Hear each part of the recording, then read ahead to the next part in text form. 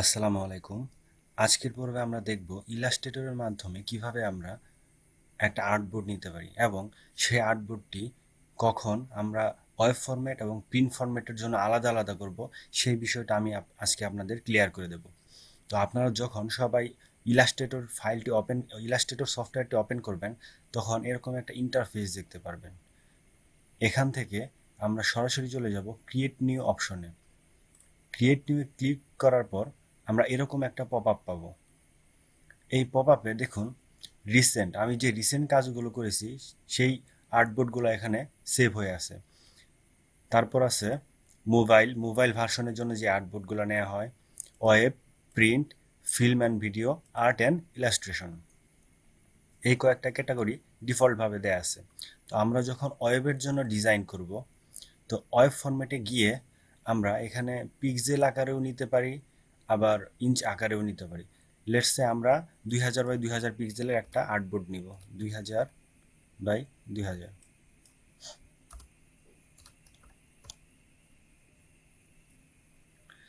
এখানে খেয়াল রাখুন নিচে আর একটা অপশন আছে ব্লিড।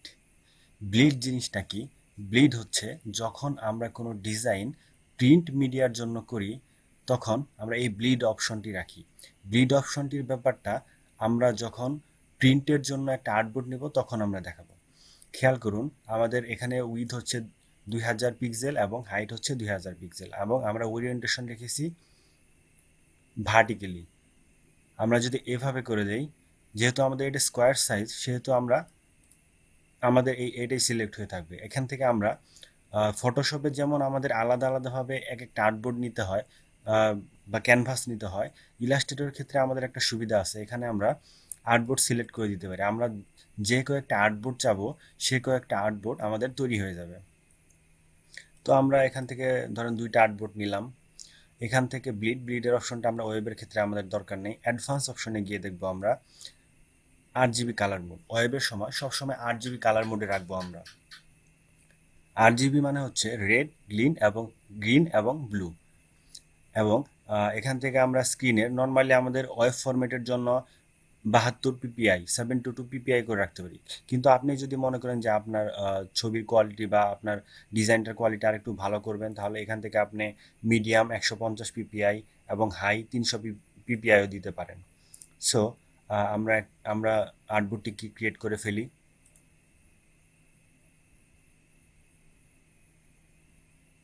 দেখুন আমাদের 2টি আর্টবোর্ড ক্রিয়েট হয়ে গিয়েছে। এবং আর্টবোর্ড ক্রিয়েট করার পর একটা বিশেষ সতর্কতা হচ্ছে আপনারা এখান থেকে স্ট্রোক কালারটা অফ করে দেবেন, তাহলে আমাদের আর্টবোর্ডের বাইরে কোনো স্ট্রোক কালার থাকলো না। এইভাবে আমরা নর্মালি ওয়েবের জন্য ডিজাইন করে থাকি। সো আবার যদি আমরা নিউয়ে যাই, নিউ থেকে আমাদের অপশন সব সিলেক্ট আছে ডিসেন্ট, যেহেতু আমরা এটা করেছি। আমরা প্রিন্টে চলে যাব। প্রিন্টে গিয়ে ধরুন আমরা ইঞ্চিতে গিয়ে নেব। ধরুন A4 সাইজের একটা আমরা পেপার নেব। A4 সিলেক্ট করে দিলাম। এখানে ডিফল্ট কিছু পেজ সাইজ আছে, এখান থেকে আমরা A4 নিলাম, ইঞ্চিস দিয়ে দিলাম। এটাকে আমরা ওরিয়েন্টেশন করে দিতে পারি, ভার্টিক্যালও করতে পারি, হরাইজন্টালও করতে পারি। এখান থেকে আমাদের ইচ্ছা মতো আর্টবোর্ডও নিতে পারি, একটা বা 2টা আমাদের কাজের সুবিধার্থে। এখন খেয়াল করুন নিচে একটা অপশন আছে ব্লিড অংশটা কি? ব্লিড মূলত সেই অংশ যেই অংশটা যখন আমরা কোনো কিছু প্রিন্ট করার সময় কেটে ফেলে দিতে হবে। ব্লিড অংশ এই জন্য রাখা হয় যাতে আমাদের মূল ডিজাইনের কোনো ক্ষয়ক্ষতি না হয়। আমরা যখন পরবর্তীতে আরও বেশি টিউটোরিয়াল আনবো তখন আমরা ব্লিড অংশটি উদাহরণের মাধ্যমে বুঝিয়ে দেওয়ার চেষ্টা করব। লাইক আমরা প্রিন্টের জন্য প্রত্যেক সাইড থেকে পেজের চারদিক থেকে 0.125 ইঞ্চ করে ব্লিড অংশ নিলাম। তাহলে আর আমাদের নিচে অ্যাডভান্স অপশনে দেখবেন সিএমওয়াইকে ফুল মিনিং হচ্ছে cyan, magenta, yellow and black. যেহেতু আমাদের রঙের ভেতরে ব্লু বি দিয়ে শুরু হয় এবং ব্ল্যাক বি দিয়ে শুরু হয়, তাই ব্লুটাকে নর্মালি আমাদের বি দিয়ে প্রকাশ করা হয় এবং কালোটাকে প্রকাশ করার জন্য ব্ল্যাকটাকে প্রকাশ করার জন্য কে ব্যবহার করা হয়। সো আমরা এখান থেকে আর্টবোর্ডটা ক্রিয়েট করে ফেলব।